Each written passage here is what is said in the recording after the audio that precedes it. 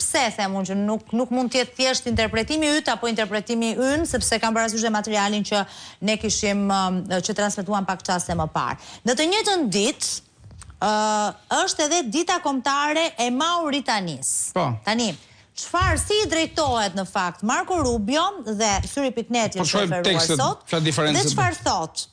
Në emër Shteteve Bashkuara të Amerikës duhet uroj popullin e Republikës Islamike të Mauritanisë me rastin e 65 vjetorit të pavarësisë së vendit tuaj. Me këtë rast, thot në këtë mesazh, riafirmojmë partneritetin dhe miqësinë tonë të vazhdueshme me qeverinë dhe popullin e Mauritanisë. Pra, saktësohet qeveria dhe luan një rol thelbësor, thuhet, në mbështetjen e stabilitetit në Sahel, vlerësojnë shembullin e begatisë dhe paqes që Mauritania e sjell rajonit. Kjo është ana tjetër e medaljes. Kjo është diferenca. Mungon qeveria, sepse qeveria në perceptimin dhe në tekstin e shkruar nga ambasada është në krahun e karteleve. Kur ti sotri ke prit të sanksionuarin nga departamentet e Sarit, ortak dhe Sinaloas në zgjuar, dhe u ke dhënë lejet dhe u ke hap rrugët për pastruar parat, ti je ortak me të. Kur ti ke pas këshilltar, agjent e shërbimeve sekrete që është pra pjesë e kartelit, ti je i bashkuar me të.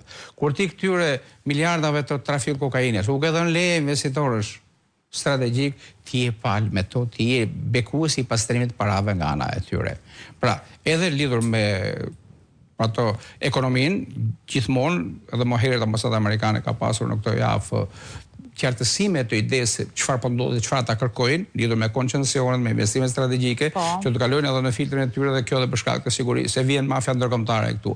Vin kolumbian, bolivian, ekuadorian, pra kompani si për marrje droge këtu. Dhe ti kërcasin dhe marrin gjithë ekonominë formale të vendit, privatizojnë ose trafikojnë buxhetin.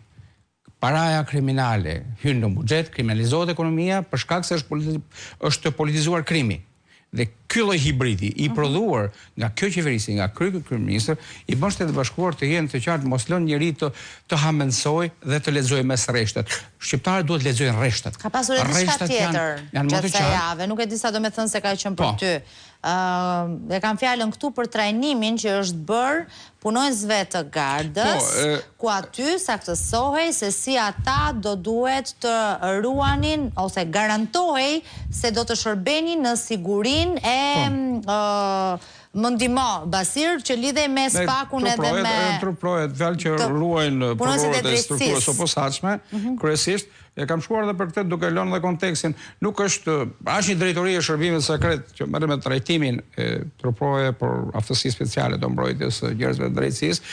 Natyrisht këtu nuk kemi të bëjmë me ciencë, është drejtoria e inteligjencës dhe mbledhjes së informacionit. Ka disa agjenci, le të themi, të sigurisë të bashkuar ajo ndërm elitaret e antiterrorizmit, ku kemi edhe agjendin e arrestuar, ku amerikanët kanë zero tolerancë pra te droga dhe terrorizmi që ata i kanë bashkuar në një të vetme.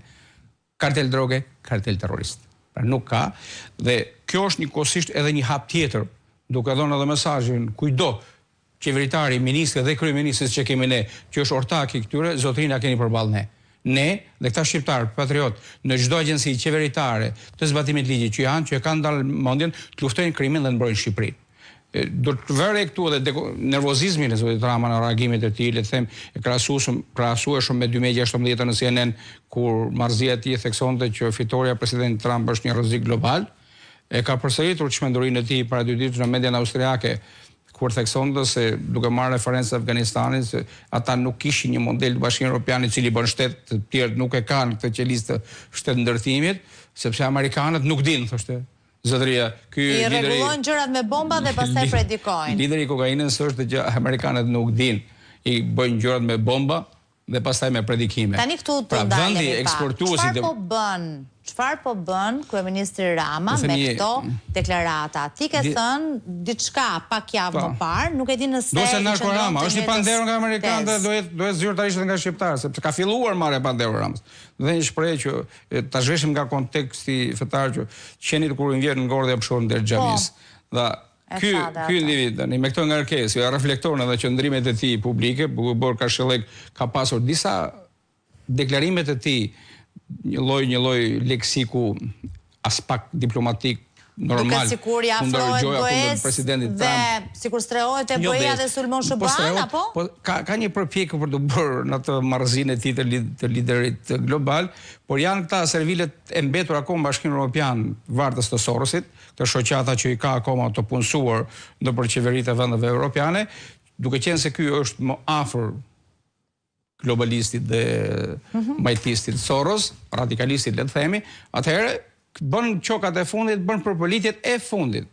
Sepse miliardat e vjedhura në Shqipëri dhe nga trafiku i drogës, të përcjella edhe në offshore, dhe në përpjekjet edhe për të bërë tendrat fundit për t'i përdorur për lobingje, për të paguar në për i qok të mbetur në i luhati dikun në për Evropa, Shtetet e Bashkuara, janë plotësisht të dështuara. Ky individ është damkosur.